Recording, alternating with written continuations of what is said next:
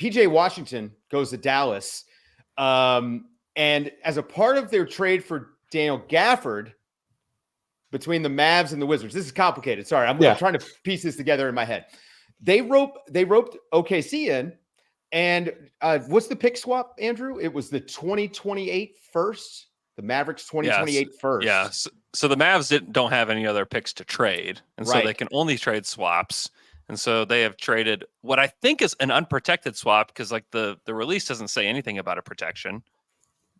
I don't know if they can protect it because they have the 2029. Is that unprotected that went out or do they still have that pick? I'm so confused. I don't know. I'm going to pull it up. Swap. They can protect the swap weights, but this means the net for Dallas. This means that they have the 2027, which could be the year after Luka forces a trade, top 2 protected swap going out, and the 2028 when Luka could have left in free agency the year before going out.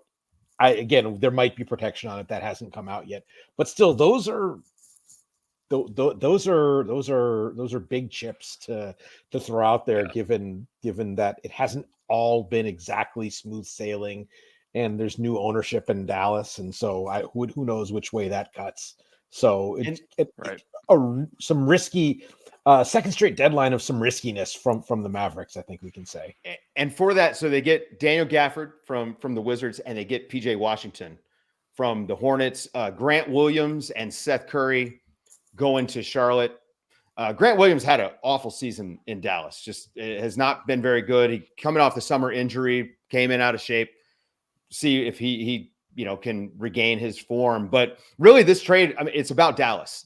Dallas they're going all in with the rim running big. And I think PJ Washington, maybe we get to see him a little bit at the 5, a little bit of small ball 5, stretching the floor, running with Luka. How do you guys like this deal? I'll start with Mo. I mean, I don't like all the stuff they gave up. The Grant Williams stuff and Seth Curry, fine. But like the pick stuff is a massive problem with all of that stuff. I kind of like PJ Washington, so I don't mind it. I'd like to see him in a more competitive environment, and let's see how he kind of does in that situation. I think Gafford has a lot of overlap with Derek Lively. I don't know if I'd necessarily would have went running for him in that sense, but like, I mean, it'll be interesting to see how it plays out for them. I just think Dallas is in such a difficult position, and they're so afraid of pissing off Luka at this point that like they're kind of just trying to, all right, let's try to make these moves and hope it works. And hopefully PJ Washington's going to be good and on a good team. And we'll be able to kind of say like, look, we got some pieces around us, but it's going to be a little bit tough sledding for them. It's just kind of like it's like a C to me. Like I like the player, but like, man, I don't know what else it really brings to you. I think that their moves always seem like they're half about tying up the loose end of the last move they made. And that's always kind of a tough place to be. I agree with Mo. PJ Washington has been a player that I've always been intrigued by. The idea of him as a 5 has always been much better than the actuality of him. He's a guy who can stretch the floor a little. He can rim protect a little. It's just it has never really actually been that good with him at the 5. And again, not exactly a prime environment for how this could possibly work out for most of his career in Charlotte, but it's not a slam dunk in those terms. Anxious to see this. I mean, he could be. I mean, I think you're hoping that he almost gives them what Maxi Kleber was about 3 years ago. Yeah, just more consistent, right? Like, and not scared to shoot, which has been a Achilles heel for Maxi. Andrew, Gafford would have been a pretty good guy. Like, in my opinion, he would have been a pretty good guy for OKC. As far as if you were going to have a big who was maybe a spot. Just because he's tall? Is it because he's tall? He's also a pretty good defender. Like, he protects the rim well. And this is where Dallas, I think he helps them the most. And him and PJ Washington can play together. This is a good pickup for them. Yeah, I think I like Gafford. It's a C, but it's good. I think I like Gafford better than PJ Washington here in Dallas, just because I think he'll like that role is easy. Like, we've seen it work. We know what it looks like. It's going to be great. PJ Washington, I'm interested to see. He likes to have the ball in his hands quite a bit. And I just wonder what that looks like in Dallas because you have Well, two he won't guys have that the are ball in going. his hands. That won't even be an option. I don't think he has to worry about that. And I'm looking at the numbers. I mean, he's 34% catch and shoot, period. It's not this great. season. Okay, but he's also 33% 3-point. And I know he's going to get better looks from Luka and Kyrie. I totally get that. I'm just saying I want to see it before I feel good about PJ Washington in Dallas. Because he's not exact. He hasn't played this style really. And because you talked about this earlier, Dave, like there's not a style in Charlotte. And so putting him into like a style of play where it's like, hey, things are going to be pretty limited. Like here are the things we need you to do. Like we're going to put you in a box and you have to play in this role because this is the superstar, the guys who play next to the superstars in Dallas. This is how you have to play. And maybe he thrives in it. Maybe he catches fire from the corners and becomes a guy that can really help them. I also just wonder if he's like a tweener in the wrong way in this area.